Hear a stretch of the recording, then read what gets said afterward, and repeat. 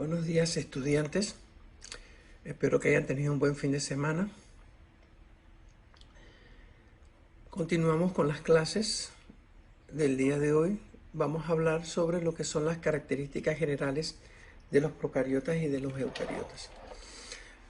Comenzaremos nosotros a hablar de esto porque es muy importante que ustedes comiencen a distinguir ya lo que es entre procariotas y lo que es eucariotas. En la clase anterior nosotros conversamos primero sobre todo lo que era una breve introducción histórica de la microbiología.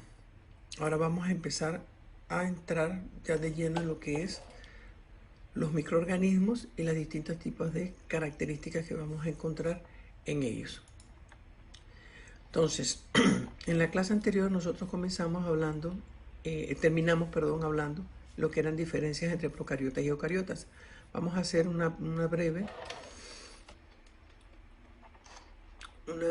repaso, sobre lo que es la diferencia entre procariotas y eucariotas. Tenemos nosotros que, como algo principal, los procariotas, acuérdense que son antes del carión, no tienen núcleo. ¿Okay? Los eucariotas sí van a tener núcleo. Entonces, en su replicación general, ellos no van a tener una mitosis, o sea, no van a tener una replicación mitótica. Los eucariotas sí tienen mitosis. Acuérdense de la mitosis: profase, metafase, anafase, telofase. Acá no van a tener esto. Y hablaremos más adelante las formas de reproducciones de ellos, que van a poder ser de fisión binaria o por gemación. Son reproducciones asexuales en los procariotas. De eso hablaremos más adelante. Vamos a ir por partes. Entonces, una cosa muy importante es los orgánulos intracelulares, los que están dentro del citoplasma. No vamos a tener en los procariotas orgánulos de tipos eucarióticos, sino que vamos a tener más que nada algunas vacuolas, algunos ribosomas. Eso es lo que vamos a tener, algo bastante sencillo en los eucariotas. Sí vamos a tener orgánulos intracelulares, que esos orgánulos intracelulares tienen ellos cada uno una función específica. No va a haber un citoesqueleto en los procariotas. En los eucariotas sí vamos a tener un citoesqueleto. Y algo muy importante es la unidad de sedimentación de los ribosomas, que es de 70 S en los procariotas y en los eucariotas es de 80 S. Vamos a encontrar que en los procariotas nosotros tenemos un genóforo, un material genético que está disperso dentro del citoplasma. Y acá entonces en los eucariotas sí vamos a encontrar un núcleo definido, como mencionamos al principio. Vamos a tener en los procariotas un solo cromosoma. En los eucariotas podemos tener un solo cromosoma o varios cromosomas. Por lo general van a ser varios cromosomas. El ADN que encontramos nosotros en los procariotas es de cadena doble, pero es circular, covalentemente cerrado.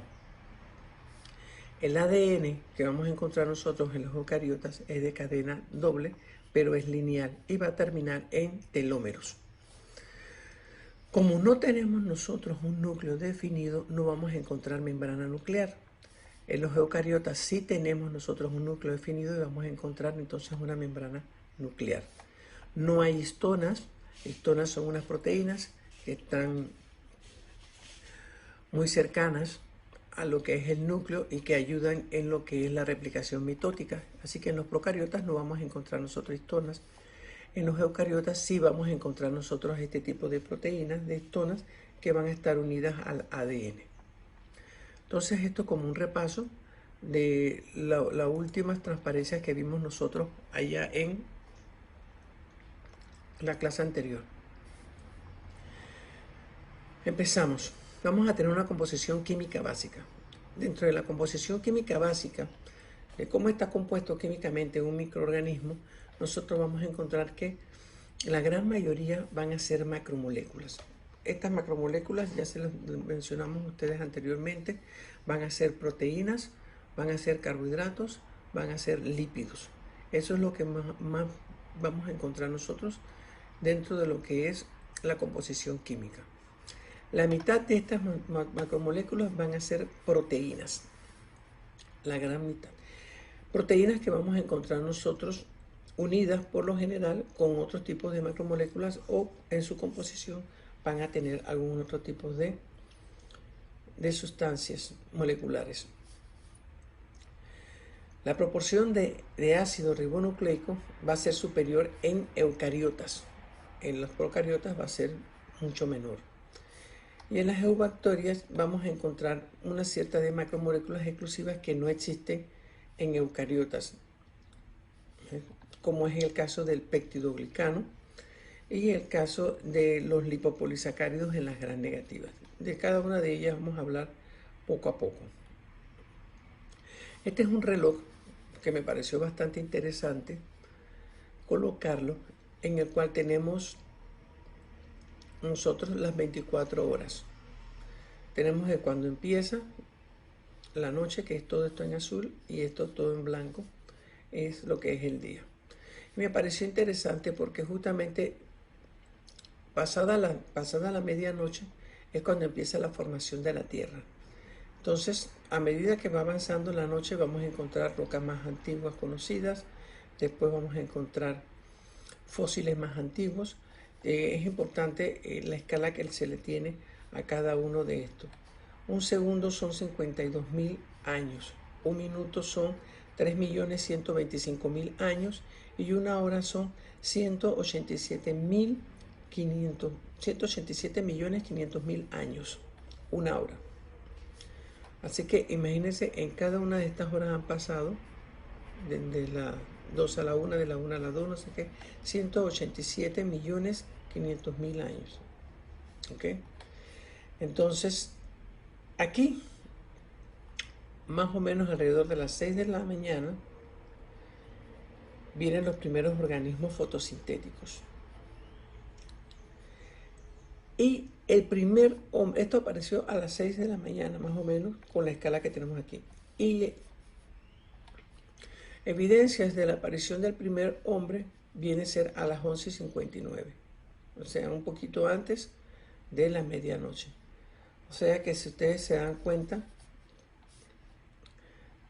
todo esto ha tenido que pasar para la aparición del hombre. Primero vinieron los microorganismos.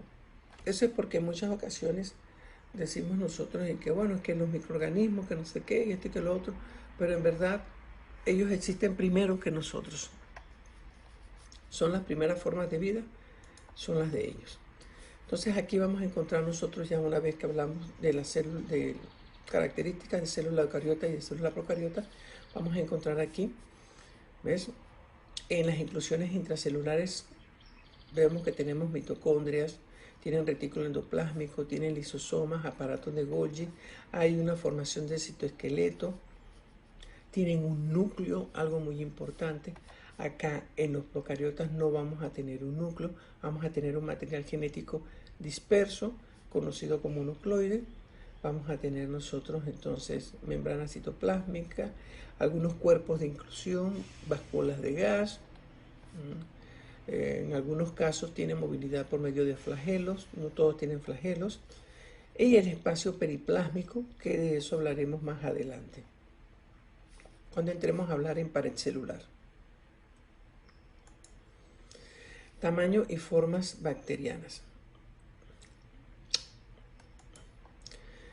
Procariotas. Por lo general, siempre van a ser más pequeños que el de las células eucariotas. Sin embargo, existen bacterias que van a ser un poquito más grandes, las cuales van a ser un poco mayor de 0,5 milímetros. Y vamos a encontrar las enanas, que van a ser mayor de 0,1 micra. El tamaño típico más o menos es de 0,5 por 3 micras. Es el tamaño típico de las procariotas, de las células procariotas. Ese es el tamaño más o menos que nosotros vamos a encontrar. Aquí les damos nosotros un ejemplo. ¿Ves? Aquí tenemos una alga, una cianobacteria. La tenemos aquí, una cianophysia. Aquí tenemos un Bacillus megatherium, una Escherichia coli, un Streptococcus pneumoniae, un Haemophilus influenzae. y vemos en cada uno de ellos, podemos observar las diferencias en tamaños.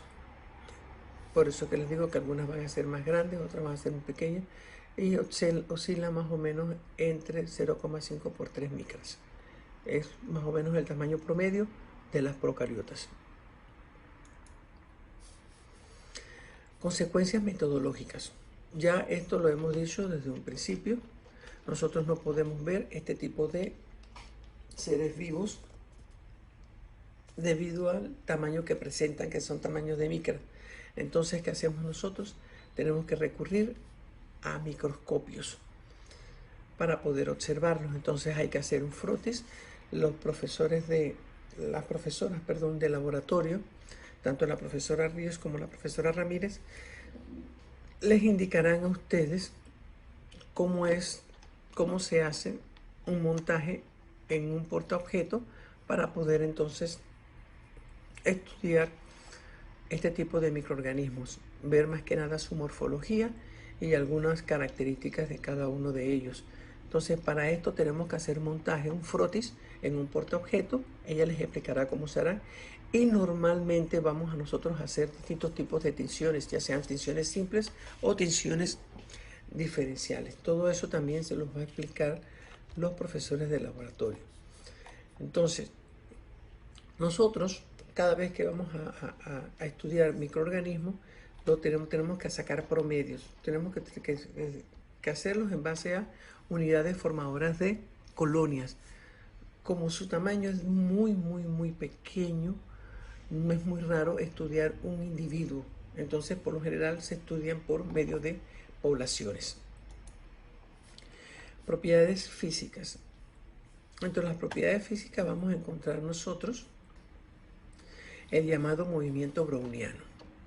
Este llamado movimiento browniano es un movimiento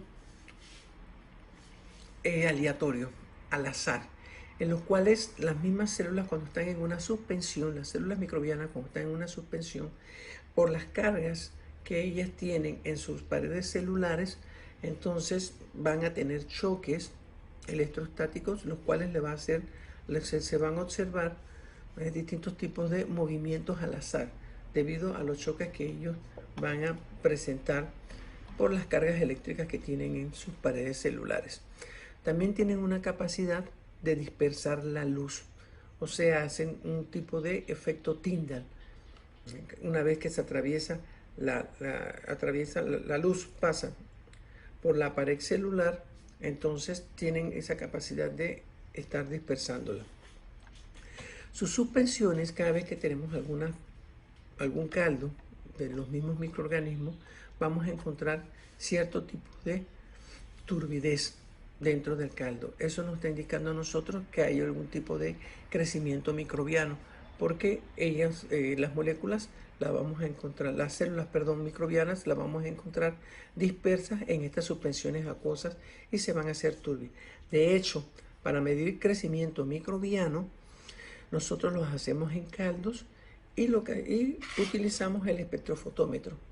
Entonces el espectrofotómetro nos va a decir a nosotros, nos está midiendo la turbidez de cada una de esas dependiendo de las cantidades de minutos o de días que hayan pasado. Y así nosotros hacemos este tipo de mediciones. Este es un laboratorio que también ustedes van a ver, lo van a observar con las profesoras Ramírez y las profesoras Ríos. Entonces, este tipo de turbidez que vamos a encontrar nosotros en los caldos van a aumentar también la viscosidad del medio. En parte porque tienen cargas eléctricas, como ya les mencioné a ustedes, les mencioné que tienen carga eléctrica en la pared celular. Y también vamos a ver que en algunos tipos de situaciones van a formar aglutinamientos, se van a aglutinar, los cuales en concentraciones altas de sales pueden llegar a precipitar. Y por otro lado también tenemos nosotros que si colocamos esto en un campo eléctrico o en una electroforesis, van a migrar ellos a distintos polos de los campos eléctricos debido a las cargas eléctricas que presentan las paredes celulares de estos microorganismos. Consecuencias biológicas. La relación que vamos a obtener nosotros de superficie-volumen es muy alta. Muy alta. Este es un ejemplo que tenemos. Tenemos nosotros que la superficie, ¿ves? Acuérdense que la superficie entre el volumen es todo esto. Entonces, la superficie entre el volumen, entre más pequeña, la proporción de superficie-volumen va a ser más alta. Aquí tenemos uno más grande. Entre más grande, entonces va a ser mucho más pequeño. La proporción entre superficie-volumen. Vamos a tener un mayor contacto directo con el medio. O sea que por ser moléculas, células muy pequeñas, ellas en el medio en el cual están inmersos van a tener todo lo que son las influencias ambientales, las van a percibir más rápidamente. De igual forma también debido a los parámetros externos en los cuales están inmersos los microorganismos, ellos pueden tener una gran entrada de nutrientes. Otra de las características que tenemos nosotros es y que se usan a favor para las investigaciones, tanto de ciertas, para tener controles de crecimiento, tanto para los microorganismos que son beneficiosos como los microorganismos patógenos, son sus altas tasas de crecimiento. Vamos a encontrar nosotros que dentro del crecimiento microbiano podemos tener nosotros un tiempo de duplicación o de generación bastante rápido. Hay células microbianas que entre de 10 a 15 minutos tienen una tasa de generación, una tasa de duplicación. Y por otro, nosotros también vamos a encontrar que ellos tienen una gran tasa de salida, así como entran muchos nutrientes, salen muchos metabolitos, y estos metabolitos en algún tipo de importancia podemos nosotros obtenerlos para en los microorganismos beneficiosos, como es en el caso de las levaduras, su gran salida de productos de desechos que son toxinas para ellos es el alcohol, y entonces se aprovechan, muchas industrias aprovechan este metabolito que es el alcohol para producir una gran serie de productos, tanto farmacéuticos como productos alimenticios se producen. Y así como eso hay infinidades. En el caso de los antibióticos también tienen una gran tasa de salida de productos de desecho. Y las industrias entonces farmacéuticas aprovechan este tipo de metabolitos para llevar a cabo productos farmacéuticos. Relaciones entre tamaño y forma. Disculpen. Tienen un tiempo breve de difusión citoplásmica debido al tamaño que ellos tienen. Son tamaños muy pequeños, entonces va a haber una difusión desde fuera del medio en el cual se encuentran hasta dentro de la célula citoplásmica. La difusión va a ser bastante breve debido al tamaño que tiene. Esto también se debe a la forma. Vamos a hablar más adelante de las formas de ellos. Hay distintos tipos de formas. Vamos a encontrar cocos, vamos a encontrar bacilos. Este tipo de formas que hablaremos más adelante nos van a explicar a nosotros en tanto su tamaño y su forma el tiempo breve de difusión. Encontramos también que cada tipo de microorganismo tiene un medio en el cual está inmerso, tiene un entorno local. Dentro de este entorno local vamos a encontrar nosotros distintos tipos de moléculas, las cuales van a interaccionar constantemente con las paredes celulares de los microorganismos.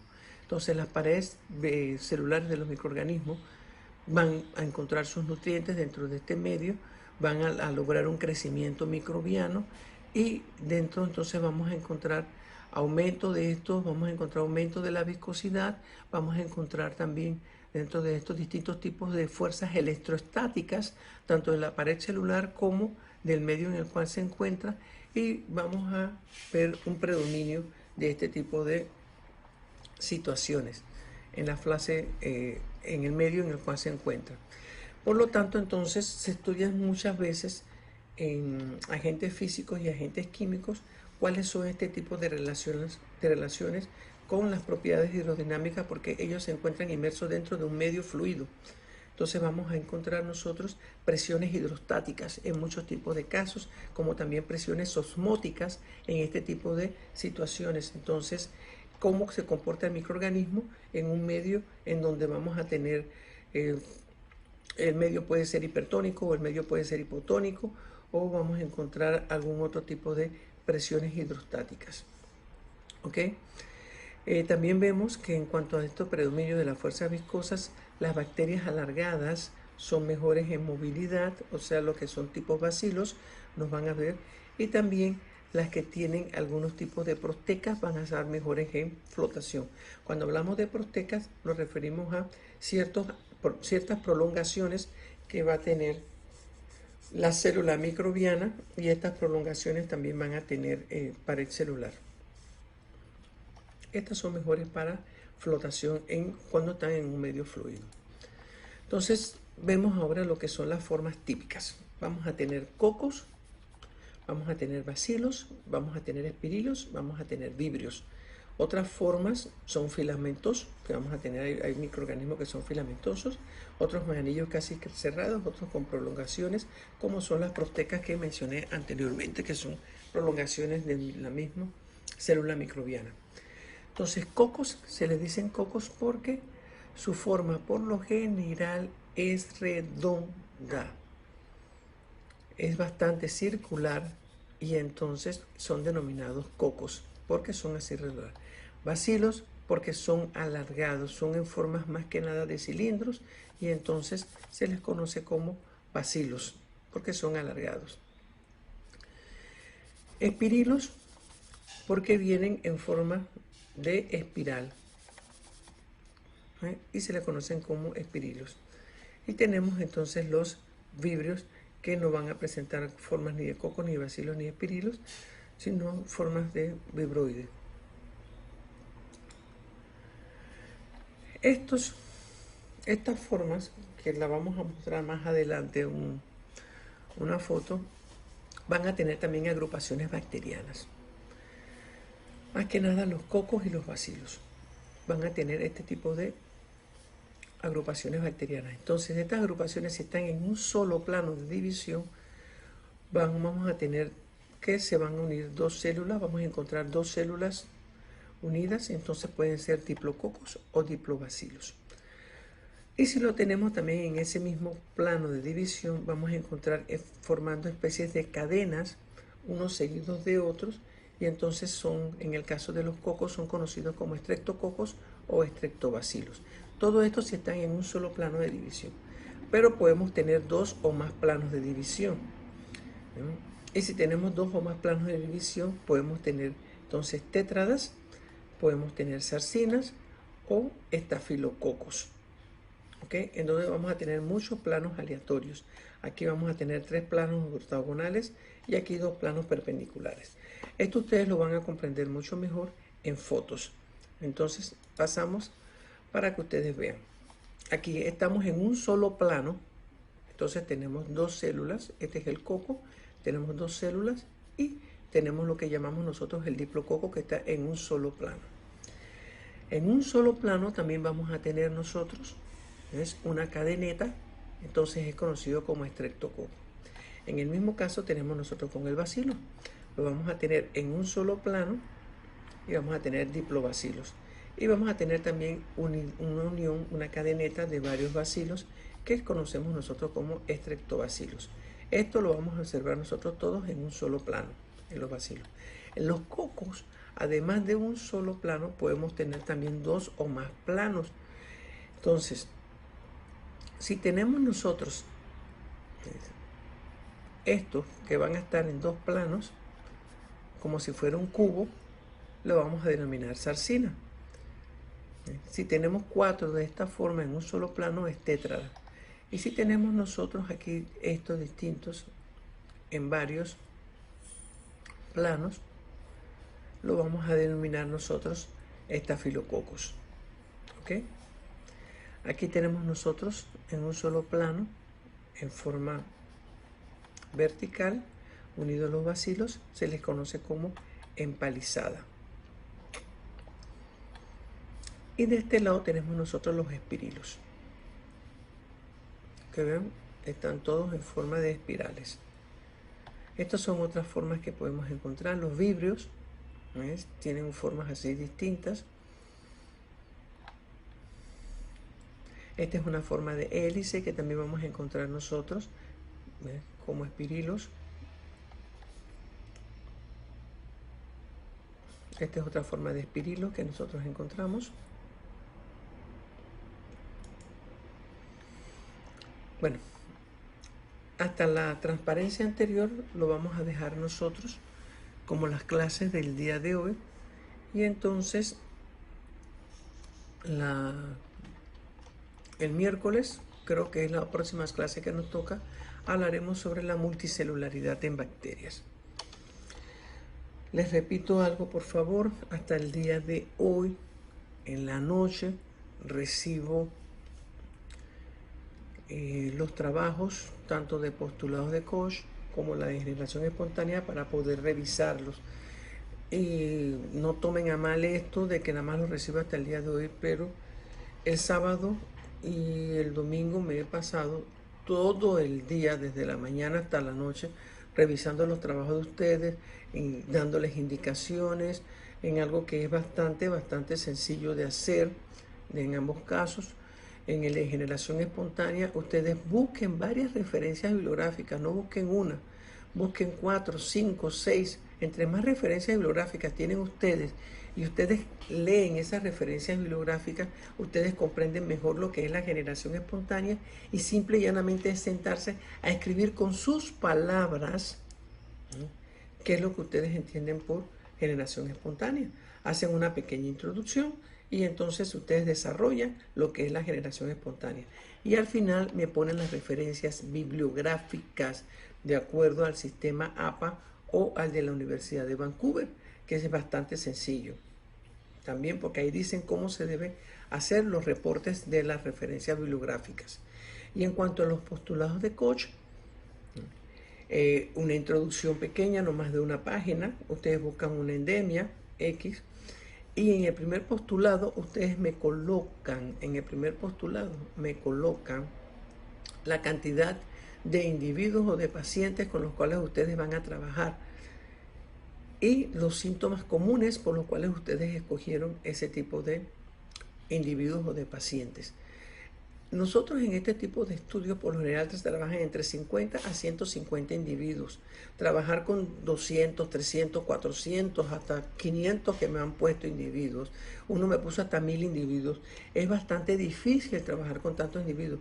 La única forma de trabajar con eso es tener un equipo de investigadores bastante grande y que cada uno de ellos se encargue de cierta cantidad de individuos.